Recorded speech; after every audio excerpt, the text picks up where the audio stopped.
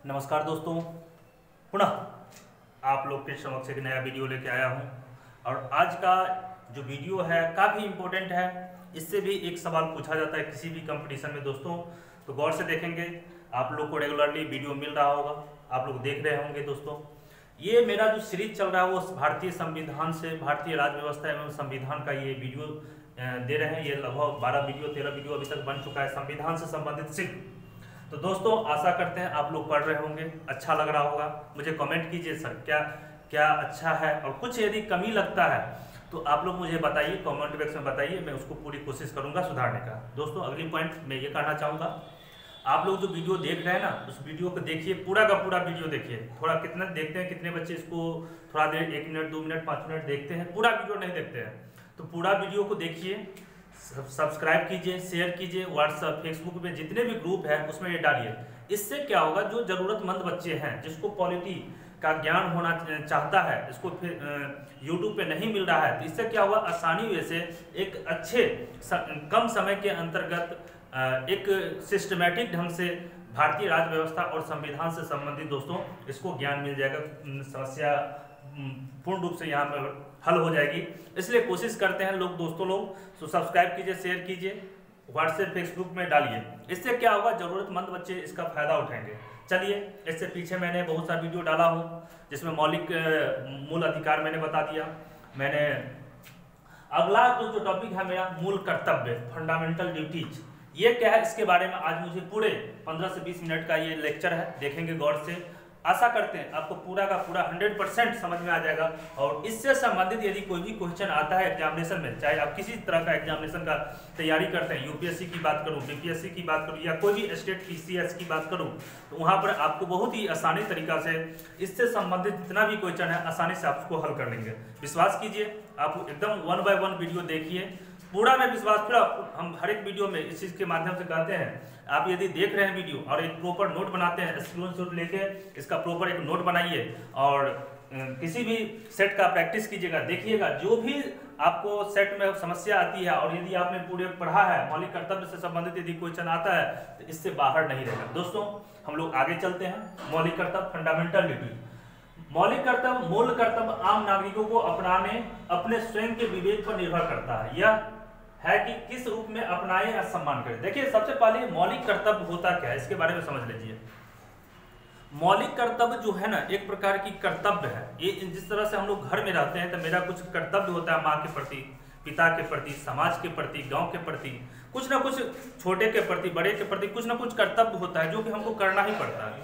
उसी तरह से हमारे देश में हमारे संविधान के तहत कुछ देश के लिए हमारा मौलिक कर्तव्य है जिसको अपनाना पड़ता है। अभी संविधान में कुल 11 मौलिक कर्तव्य का जिक्र करेंगे हम लोग। 11 मौलिक कर्तव्य हमारा हर हाल में हर एक नागरिक को अपनाना पड़ता है दोस्तों। तो चलिए, यही कहा गया, मूल कर्तव्य आम नागरिकों को अपने स्वयं के विवेक पर निर्भर करता है कि किस रूप में अपनाए और सम्मान करे।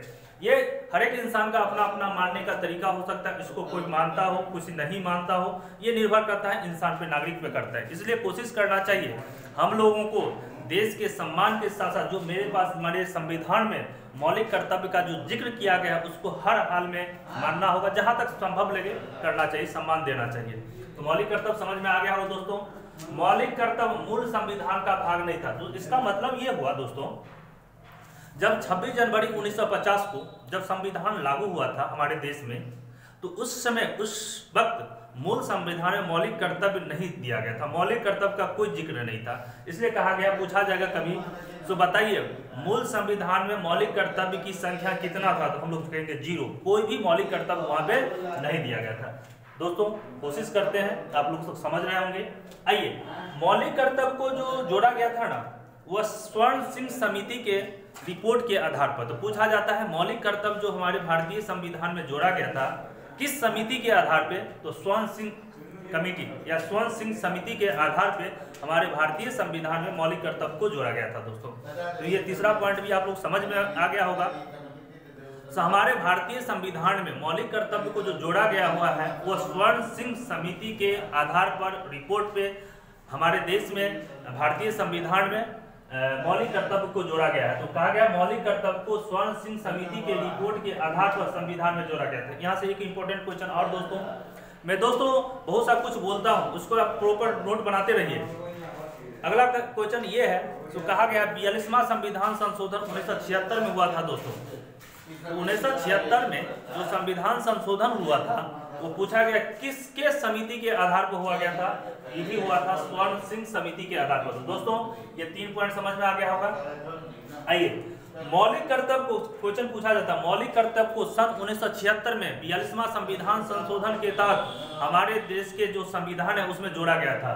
तो मौलिक कर्तव्य को सन 1976 में 42वां संविधान संशोधन के द्वारा जोड़ा गया था। तो क्वेश्चन ये पूछ दिया जाएगा, हमारे भारतीय संविधान में मौलिक कर्तव्य को कब जोड़ा गया था? तो कहेंगे 1976। ये हमसे दोस्तों पूछा जाए भारतीय संविधान में मौलिक कर्तव्य को किस संशोधन के तहत जोड़ा गया था? तो 42वां संविधान संशोधन के द्वारा हमारे भारतीय संविधान में मौलिक कर्तव्य को जोड़ा गया था, मौलिक फंडामेंटल ड्यूटीज को जोड़ा गया हुआ था। ये यहाँ तक क्वेश्चन समझ में आ गया होगा। फिर सन 1976 में यानी 42वां संविधान संशोधन के अंतर्गत जब भारतीय संविधान में मौलिक कर्तव्य को जोड़ा गया था दोस्तों, तो उस समय मौलिक कर्तव्य की संख्या 10 था। वो पूछा जाता है जब मौलिक कर्तव्य जोड़ा गया था उस समय संविधान में तो मौलिक कर्तव्य की संख्या कितना था? तो 10 था। यहाँ लिखा हुआ है सन 1976 में मौलिक कर्तव्य की संख्या 10। दोस्तों एक मिनट, सॉरी दोस्तों, तो सन 1976 में मौलिक कर्तव्य की संख्या 10। आइए, मगर अभी वर्तमान स्थिति में हमसे पूछा जाए दोस्तों से बताइए भारतीय संविधान में मौलिक कर्तव्य की संख्या कितना है? तो कहेंगे 11। दोस्तों आशा करते हैं आप लोग समझ रहे होंगे, कोई समस्या है तो मुझे बताइएगा। तो चलिए, सन 1976 में 42वां संविधान संशोधन के अंतर्गत जब मौलिक कर्तव्य को जोड़ा गया था तो उसकी संख्या 10। वर्तमान में भारतीय संविधान में मौलिक कर्तव्य की संख्या 11। एक यहाँ से जो इंपॉर्टेंट पॉइंट है आप लोग सुनेंगे, भारतीय संविधान में मूल कर्तव्य जोड़ा गया था तब मूल कर्तव्य की संख्या 10 था, लेकिन तत्कालीन अटल बिहारी की सरकार ने जब वो 2002 में अटल बिहारी वाजपेयी प्रधानमंत्री थे, उस समय 2002 में 46वां संविधान संशोधन के द्वारा निःशुल्क अनिवार्य शिक्षा को लागू कर दिया गया। तब से मूल कर्तव्य की संख्या 11 हो गया था। तो पूछा जाएगा जो 11वां मूल कर्तव्य था मेरा, जो सन 2002 में 46वां संविधान संशोधन के द्वारा जब जोड़ा गया था 11वां मौलिक कर्तव्य। तो पूछा जाता है 11वां मौलिक कर्तव्य कब जोड़ा गया था? तो कहेंगे दोस्तों 2002। किस संशोधन के द्वारा जोड़ा गया था? तो कहेंगे 46वां संशोधन के तहत। क्या जोड़ा गया था?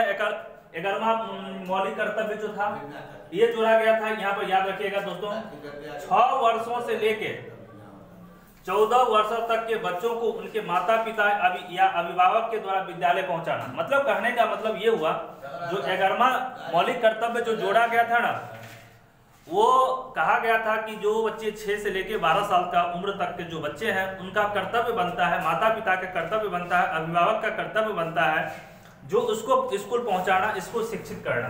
तो ये हुआ था 2002 में 46वां संविधान संशोधन के अंतर्गत। आइए, मौलिक कर्तव्य लिया गया था, ये भी बहुत इंपॉर्टेंट क्वेश्चन है।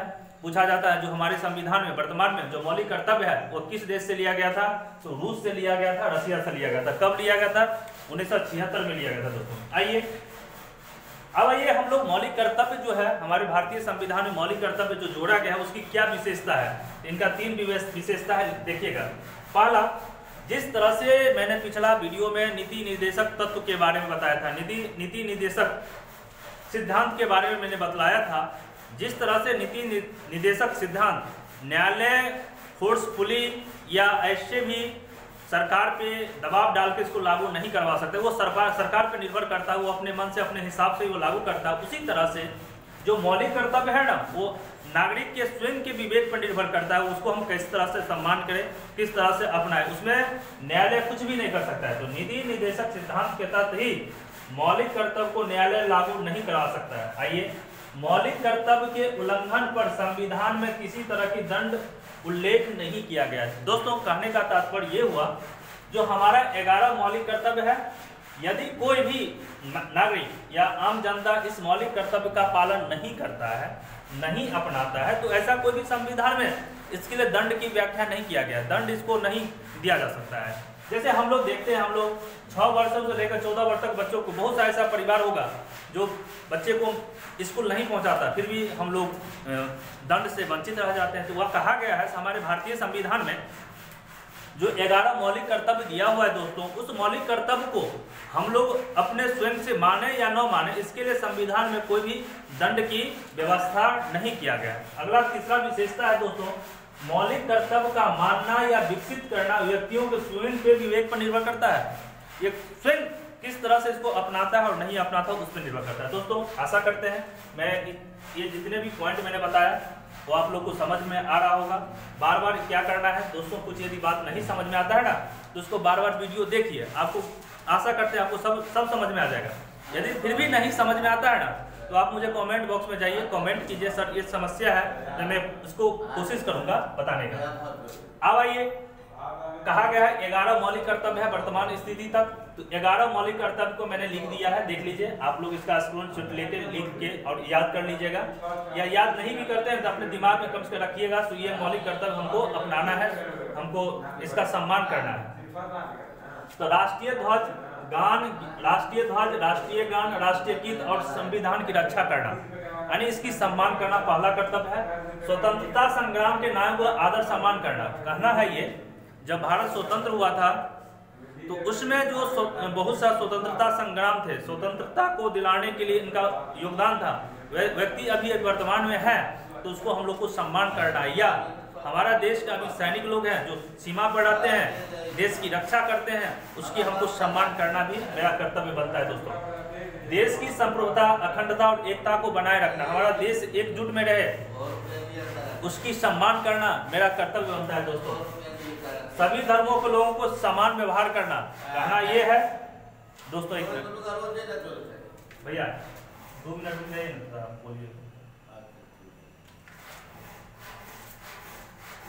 सभी धर्मों के लोगों के साथ समान व्यवहार करना, मतलब कहने का ये हुआ जो भी हमारा देश है, हमारा देश में बहुत तरह की धर्मों के लोग रहते हैं एक साथ, उसमें भाईचारा होनी चाहिए, सभी धर्म के लोग एक साथ रहना चाहिए, ये भी मेरा कर्तव्य। ऐसा नहीं 2 धर्म के लोग हैं आपस में झगड़ लेते हैं धर्म के बारे में, वो गलत है। हमारा एक कर्तव्य बनता है, 11 कर्तव्य में है, तो हम लोग आपस में नहीं कुछ करें ऐसा। राष्ट्र की संस्कृति और गौरवशाली परंपरा को बनाए रखना, हमारा जो देश की संस्कृति है या विभिन्न क्षेत्रों के द्वारा जो अन्य तरह की संस्कृति है उसको बनाए रखना भी मेरा कर्तव्य बनता है। ऐसा भी नहीं है संस्कृति के साथ साथ छेड़छाड़ करें। प्रकृति और पर्यावरण के प्रदूषण को कम करने का प्रयास करना, मतलब क्या हमारे देश में जो पर्यावरण है, प्रकृति है, पेड़ पौधा है, पशु पक्षी है, या जो प्रदूषण ज्यादा हो रही है उसका भी बचाव करना, प्रदूषण को रोकना, हमारे जो प्रकृति में जो भी चीज है उसको बचा के रखना मेरा भी यह कर्तव्य है। ऐसा नहीं है पशु पक्षी है, जानवर है, उसको मार रहे हैं, मेरा कर्तव्य नहीं है। हमारे इन्वायरमेंट को, प्रकृति को, पर्यावरण को प्रदूषित करना वो मेरा कर्तव्य नहीं है। प्रदूषित होने से बचाए, या कोई दूसरे व्यक्ति भी प्रदूषण करने की कोशिश करते हैं या करते हैं तो उसको कहें तो ऐसा न करें, वो भी आपकी कर्तव्य बनता है। सार्वजनिक संपत्ति को नुकसान नहीं पहुंचाना, मतलब कि कोई भी सरकारी संपत्ति है, कहीं ना कहीं हम ही लोग का संपत्ति है, उसको भी नुकसान पहुंचाना हमारा कर्तव्य नहीं है। नुकसान कोई कर रहा है या करने की कोशिश हम लोग करते हैं तो उसे रोकना भी मेरा कर्तव्य है। दोस्तों वैज्ञानिक एवं मानवतावादी सोच को विकसित करना, मतलब कि लोगों को उत्साहित कीजिए या अपने आप को मानवतावादी, मानव को मानव से किस तरह से रहना है, वैज्ञानिक सोच, देश की विकास के लिए हम लोग विज्ञान का होना बहुत आवश्यक है दोस्तों। इसलिए कहा गया है वैज्ञानिक सोच या मानवता सोच, ये भी मेरा कर्तव्य बनता है। इसके बाद अपने राष्ट्र को शिखर तक पहुंचाने में सहयोग करे, देश को विकास करे, दूसरे देशों से धन लाके अपने भारत में लगाएं, वो भी हमारा कर्तव्य बनता है दोस्तों। और एक जो इम्पोर्टेंट है, 6 वर्षों से लेकर 14 वर्षों तक के बच्चों को उनके माता पिता या अभिभावक के द्वारा विद्यालय पहुंचाना भी मेरा कर्तव्य बनता है। और अंतिम काफी महत्वपूर्ण है, मैंने VBI लगा दिया है, जो कि काफी एग्जामिनेशन में ये क्वेश्चन पूछा जाता है दोस्तों। जब संविधान जब मूल संविधान था तो उसमें मूल संविधान में मौलिक कर्तव्य को नहीं जोड़ा गया था, बट जब जोड़ा गया 1976 में 42वां संविधान संशोधन के अंतर्गत, तो उसमें संविधान में इसको तो जगह मिलना चाहिए ना, तो पूछा मौलिक कर्तव्य को भारतीय संविधान के अंतर्गत भाग 4 क, क्योंकि क इसलिए हुआ कि बाद में जोड़ा गया, तो भाग 4 क 4A, तो पूछा जाता है मौलिक कर्तव्य को किस भाग में रखा गया है, तो कहेंगे 4 क। और अनुच्छेद की बात किया जाए ना तो 51 क 51A में रखा गया है। तो हमसे ये पूछा जाए मौलिक कर्तव्य को किस अनुच्छेद में रखा गया है, तो कहेंगे अनुच्छेद 51A या अनुच्छेद 51 क। यदि हमसे भाग में पूछा जाए तो मौलिक कर्तव्य को भारतीय संविधान के अंतर्गत किस भाग में रखा गया है, तो भाग 4 क। तो आशा करते हैं दोस्तों आप लोग ये वीडियो देख रहे होंगे और मैंने अभी जो भी आप लोग को मैंने पढ़ाया, समझाया और कोशिश किया, तो जितने मेरे पास है समझाने का मैंने पूरा कोशिश किया, समझा दिया। और आशा करते हैं आप लोग ये पूरा वीडियो देखे होंगे। तो मैं पूरा 100% विश्वास के साथ कह रहा हूँ, तो आप लोग समझे होंगे। मैंने पूरा कोशिश किया। आप लोग एक प्रॉपर नोट बनाइए, एक पेंसिल पेन रखिए, कापी रखिए, नोट बनाइए, क्वेश्चन बाय वन रखिए, बराबर इसको रिवीजन कीजिए। और जो भी एग्जामिनेशन आता है वहाँ बेफिक्र जाके बैठिए, देखिएगा एक भी क्वेश्चन आपको इस नोट से बाहर से नहीं आएगा। थैंक यू दोस्तों, एक बार पुनः आप लोग को कह रहा हूँ इस वीडियो को थोड़ा शेयर कीजिए, सब्सक्राइब कीजिए और व्हाट्सएप फेसबुक जितने भी ग्रुप हैं उसमें आपको इसको डालिए, जिससे क्या होगा जो जरूरतमंद बच्चे हैं ना इससे ये लाभान्वित होगा। Thank you very much.